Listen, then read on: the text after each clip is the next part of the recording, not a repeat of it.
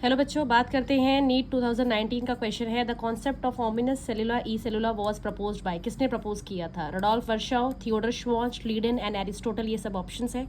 Cell chapter है आपका ये क्लास 11th का और ये पेज नंबर है आपका 126 ओल्ड एनसीईआरटी का। ठीक है, तो यहाँ पर आप देख सकते हैं क्लियरली लिखा है रडोल्फ वर्शाउ ने प्रपोज किया था क्या 1855 में, that the new cells arises from pre existing cell, और स्टेटमेंट दिया था उन्होंने ओमनिस सेलुला ई सेलुला। ठीक है, तो इसका आंसर क्या हो जाएगा? फर्स्ट। तो इस तरह की मैंने पीवाईक्यू सीरीज स्टार्ट करी है मेरे चैनल पे, इंस्टाग्राम एंड यूट्यूब पे, आप मुझे वहाँ फॉलो कर सकते हैं। वहाँ पे मैं हर एक साल हर एक चैप्टर में कहाँ से पीवाईक्यू आया वो आपको मैं पहले से ही बता दूंगी अब की बार पेपर में, ताकि आप लास्ट मिनट में जब तक आपका पेपर आए तब तक आप सब कुछ सारे क्वेश्चंस कर चुके हो। ठीक है, तो क्वेश्चन की 2023 में पूछा गया था ये, movement and accumulation of ions across a membrane against their concentration gradient can be explained bye. तो ध्यान देने वाली चीज यहाँ पर 2-3 है, आपको ध्यान देना है। एक तो आयंस लिखा है, दूसरा अगेंस्ट द कंसंट्रेशन ग्रेडियंट बोला हुआ है। तो आप देखेंगे page number this is 132 cell chapter का है, cell the unit of life, और यहाँ पर आपका क्लियरली लिखा हुआ है a few ions or molecules are transported across the membrane against their concentration gradient through active transport। तो इसका आंसर क्या हो जाएगा? एक्टिव ट्रांसपोर्ट में ऐसा होता है। ठीक है, हेलो बच्चों, बात करते हैं नीट 2022 का पीवाईक्यू है। Incorrect statement with respect to endoplasmic reticulum आपको बताना है। SER is devoid of ribosomes. Second बोला है in prokaryotes only RER is present, prokaryotes में आरईआर ही मिलते हैं। थर्ड बोला है SER are the site for the lipid synthesis, और लास्ट आपको बोला है RER has ribosome attach to ER. तो आप देख सकते हैं पहला ऑप्शन सही है, एसईआर में राइबोसोम्स नहीं होते हैं। सेकंड में बोला है प्रोकैरियोट्स में सिर्फ आरईआर होते हैं। बेटा प्रोकैरियोट्स में कुछ भी नहीं होता, ना आरईआर ना एसईआर, तो इनकरेक्ट ही हो गया, बाकी सारे करेक्ट है। हेलो बच्चों, बात करते हैं एक और नए क्वेश्चन की। नीट 2023 में पूछा गया था which one is not a part of endomembrane system. Endomembrane system का इनमें से कौन सा पार्ट नहीं है? ऑप्शंस थे mitochondria, endoplasmic reticulum, chloroplast, Golgi and peroxisome.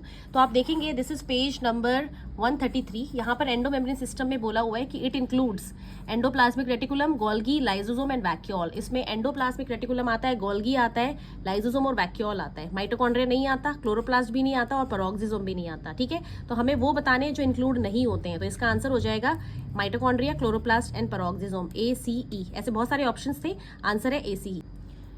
Hello बच्चों, बात करते हैं नीट 2024 का क्वेश्चन है। लास्ट ईयर पूछा गया था, ये लिस्ट थी और लिस्ट 1 और लिस्ट 2 दे रखी थी, आपको मैच करना था। एक्सोनीम किस में मिलता है? सीलियर फ्लैजेला की सेंट्रल कोर को बोला जाता है। कार्टवील लाइक स्ट्रक्चर सेंट्रियोल में होता है। क्रिस्टे माइटोकॉन्ड्रिया के इनर मेम्ब्रेन को बोलते हैं, इनफोल्डिंग्स को, और सैटेलाइट क्रोमोसोम के अंदर मिलता है। तो ये एक चैप्टर से नहीं है, ये किसी पूरे चैप्टर में अलग अलग जगह से क्वेश्चन बनाया गया है। तो इसका आंसर क्या हो जाएगा? ए का हो जाएगा बेटा 2, बी का हो जाएगा 1, है ना, क्रिस्टे हो जाएगा 4 और सैटेलाइट का हो जाएगा 3। हेलो बच्चों, बात करते हैं नीट 2023 का क्वेश्चन है ये, which of the following functions are carried out by cytoskeleton in a cell. एक सेल में साइटोस्केलेटन क्या क्या काम करता है? ठीक है, तो ये बहुत इंपॉर्टेंट क्वेश्चन है। इसमें लिखा हुआ है प्रोटीन सिंथेसिस करता है, 2023 में पूछा था, या मोटिलिटी कराता है, या ट्रांसपोर्टेशन कराता है, या न्यूक्लियर डिवीजन, न्यूक्लियस का डिवीजन कराता है। तो अगर आप देखेंगे this is your page number 136 old NCERT, यहाँ पर साइटोस्केलेटन दिया हुआ है और आप यहाँ देख सकते हैं इसके फंक्शंस में लिखा है it is involve in mechanical support, motility and maintenance of shape. तो यहाँ पर सिर्फ मोटिलिटी ही है जो वहां से मैच कर रहा है, तो आंसर हो जाएगा मोटिलिटी। हेलो बच्चों, ये वीडियो है जिसमें हम डायरेक्टली एनसीईआरटी से जो क्वेश्चन आए थे 2024 में वो डिस्कस कर रहे हैं। कौन कौन से 2024 में क्वेश्चन पूछे गए थे नीट से, नीट में डायरेक्टली। तो देखो क्वेश्चन है आपका सेल चैप्टर का, the DNA present in chloroplast is. Page number है ये आपका क्लोरोप्लास्ट वाला 136, और आप देखेंगे यहाँ पे क्लोरोप्लास्ट में लिखा हुआ है, क्लियरली लाइन लिखी है, it contain small single double stranded circular DNA and ribosomes. ठीक है, हर चीज एनसीईआरटी में मैंने बता रखी, कहाँ से कौन कौन से पार्ट से क्वेश्चन अभी तक आए हैं, लास्ट जो भी आपके 10 से 20 साल है सारे बता रखे हैं। ठीक है, तो यहाँ पर आंसर क्या हो जाएगा? क्लोरोप्लास्ट में कैसा डीएनए मिलता है? सर्कुलर मिलता है और डबल स्ट्रैंडेड मिलता है, तो इसका आंसर हो जाएगा 2। हेलो बच्चों, बात करते हैं नीट 2018 का, बहुत इंपॉर्टेंट क्वेश्चन है ये, और ये क्वेश्चन कम से कम अभी तक नीट में लास्ट 10 ईयर्स में 3 से 4 बार रिपीट हो चुका है कि करेक्ट स्टेटमेंट बताना है। Larger nucleoli are present in dividing cells. Larger nucleoli dividing cells में मिलते हैं, ये है क्वेश्चन। न्यूक्लियोलाई न्यूक्लियस वाला पार्ट है ये आपका न्यूक्लियस वाला पार्ट है, यहाँ न्यूक्लियोलस दिया है, देखो यहाँ पे लिखा है larger and more numerous nucleoli are present in those cells which are involve in protein synthesis, ना कि डिवाइडिंग। तो ये गलत है, ये मेम्ब्रेन बाउंड होता है, नहीं, ये नॉन मेम्ब्रेन बाउंड स्ट्रक्चर होता है। यहाँ पर सब लिखा हुआ है, it is a not membrane bound structure. Site for active RNA, यहाँ पे आरआरएनए बनता है, बिल्कुल सही है, और it takes part in spindle formation, ये भी गलत है।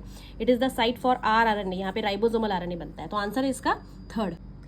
हेलो बच्चों, बात करते हैं एक बहुत इंपॉर्टेंट टॉपिक की, जहां से इस बार नीट 2024 में भी क्वेश्चन आया था और 2019 में भी क्वेश्चन आया था। यहाँ से 4 तरह के क्रोमोसोम है on the basis of position of centromere.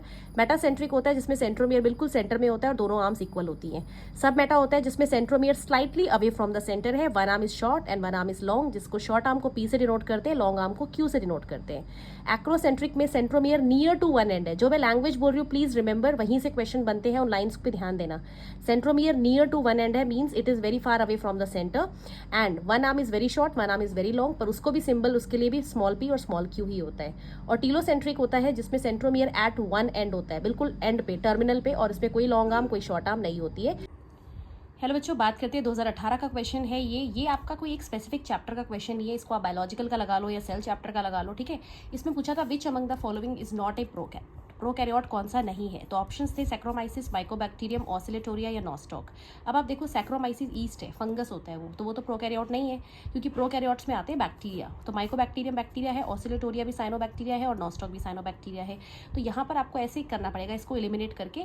तो यहाँ पर आंसर होगा सैक्रोमाइसिस, ठीक है। इस तरह के जो है पूरे सेल चैप्टर के क्वेश्चंस की मैंने एक प्लेलिस्ट बना रखी है मेरे यूट्यूब चैनल पर, आप उसे रेफर कर सकते हैं। सारे PYQs आपको वहाँ पे मिल जाएंगे और उनका डिस्कशन, और साथ में NCERT की लाइन की वो क्वेश्चन कहाँ से पूछा गया है वो। हेलो बच्चों, नीट 2020 में क्वेश्चन पूछा गया था, सेल वाले चैप्टर का है, ओल्ड NCERT की बुक है ये, 128 पेज नंबर पर। इसमें पूछा था the size of pleuropneumonia like organism, PPLO की साइज क्या होती है। तो इसमें ऑप्शंस थे 0.1 mm, 0.02 mm, 1 to 2 mm या 10 to 20 mm। तो पेज नंबर 128 पे अगर आप देखेंगे, यहाँ पर PPLO की साइज आपको दी है अबाउट 0.1 माइक्रोमीटर। तो यहाँ पे जो मोस्ट रेलेवेंट आंसर होगा वो होगा फर्स्ट ऑप्शन, ठीक है।